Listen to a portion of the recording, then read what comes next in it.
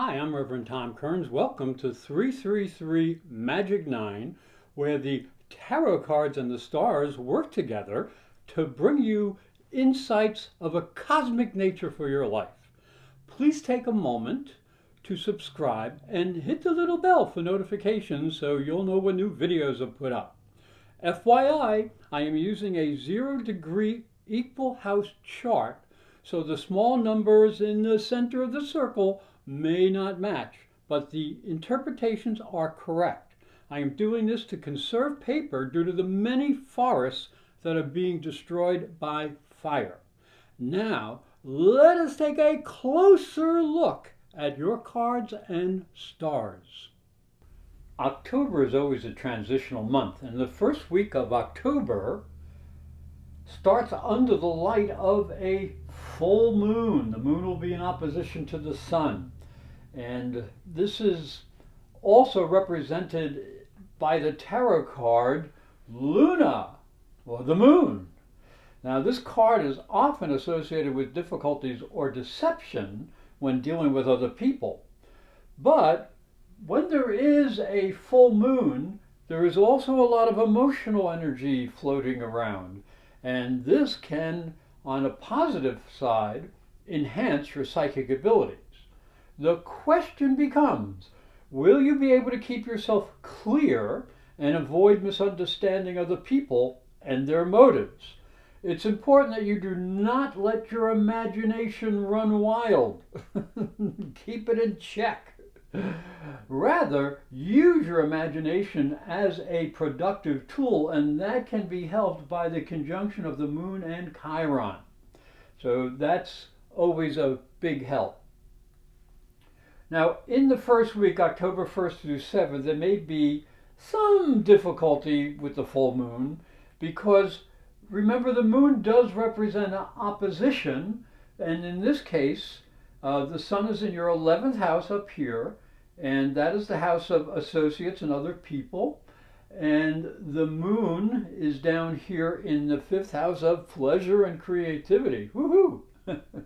So the full moon suggests you might want to revel in all the pleasures of the day, but it may be better to keep things simple. If you overindulge now, you may feel an emotional drain. Children and partners need your love, but don't expect calm waters. Warmth and compassion, especially with the moon in Chiron, are really the elements that make you a winner on this special day. Now, the next important change occurs as Venus enters into Virgo and your 10th house, and this is the house of career and status. Now, this is not the happiest sign for Venus because Virgo has to be a little bit critical, and particularly when it comes to people, that's not that great of a thing. However, Venus transiting your 10th house inspires you to seek success and recognition through your career or through social contacts. And influential people, especially in the area of career, help you seek success and recognition, especially through social interaction. So please go ask for help if you need it, or if you are acting in a very professional manner, you may find that people just come and help you. Make sure you do everything you can to enhance your career, and that way you can stand out from the crowd. And there may be some new opportunities to make more money. That's a good thing. The weekend and the week of October 7th through 16th is disrupted by what I call a clash of warriors and the coming confusion of Mercury, which is going to be going retrograde. We'll talk about that in a minute. The Tower card in tarot may best describe this conflict of energy. The Tower card represents disruption and unforeseen changes. Now, no one likes a surprise, especially if it destroys the status quo or what we've become accustomed to. But change is not always bad. and leaving some things behind can make your life easier.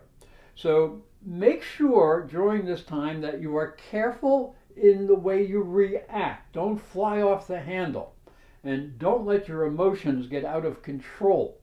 Others may be looking for a fight, and you can see with all this opposition and squared energy that if there is a fight, it could be a fight to the finish. So do be careful.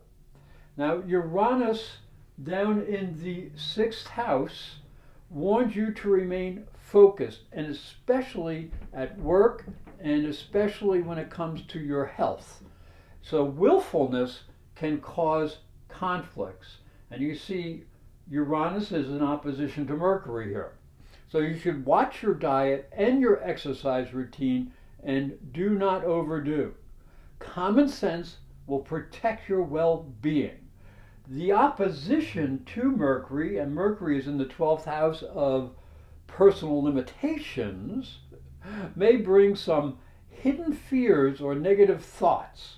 So do not allow them to color your words or your actions. Now, another very powerful aspect, and perhaps the most powerful aspect right now, is Mars in the 5th house down here, and he is squaring Pluto and Saturn and Jupiter, but the Pluto square is exact. And Mars is in the 5th house, and this is the house of pleasure, and the 2nd house here is the house of money. So Mars will stimulate your sensuality and your creativity, by the way, and your pursuit of pleasure will be high on your list of pursuits. Now, this is a great time to start a creative project or go out on a hot new date. Woo! But you must use your physical energy wisely. Don't let it go flying off the handle, as we said before. And this is especially true because of the exact square to Pluto. Now, Pluto in this 2nd house intensifies the need to develop your latent talents and abilities, and this can help you overcome personal fears. If you do, you'll feel a greater sense of inner strength. So madness is the fear of want, always having more to need. Courage, and that's Mars, is the gift of this energy.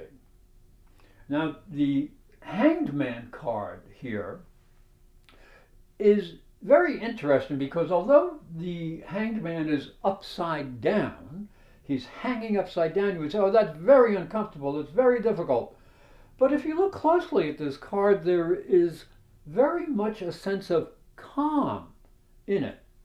So rather than being disturbed, what this card represents is a need for taking a different perspective on our life. Now, this can be a very, very valuable lesson as Mercury goes retrograde. Now, interestingly enough, the retrograde will actually happen in your 12th house on the 13th of the month. Now, this suggests you take some time to examine your deeper feelings and also watch your tongue so you don't blurt out negative words. Your emotions are powerful, but your normal protective shield may not be working. Now, the interesting thing that happens here is that the sun will be conjuncting, the sun is moving this way, and he will be coming together or conjuncting Mercury on the 25th.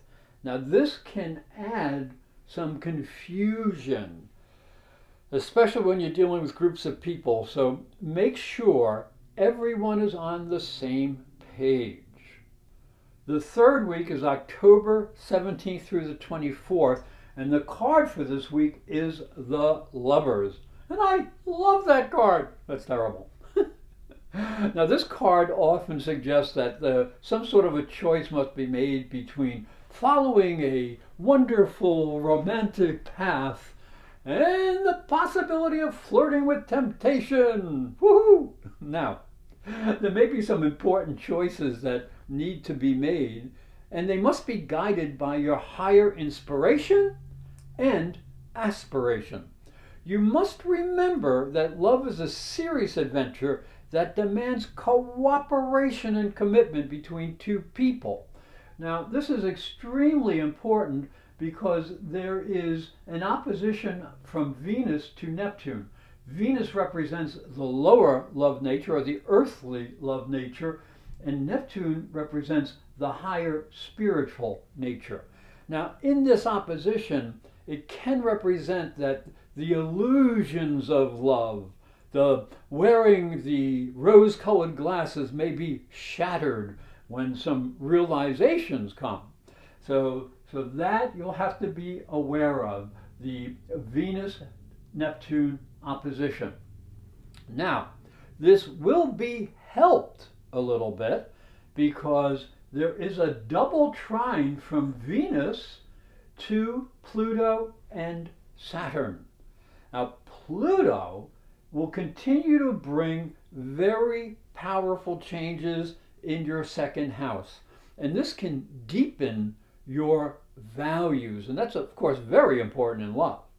Now, one of the values here may be the need of freedom of thought and expression. Just watch out what you say. So Venus up here on the top of the chart represents that you'll get help from your social contacts and maybe from people in career. Influential people can help you advance your professional goals, and that can be really helpful to you. The trine to Saturn, now Saturn is always a stabilizing factor, and he can bring help in stabilizing your finances especially, and your values.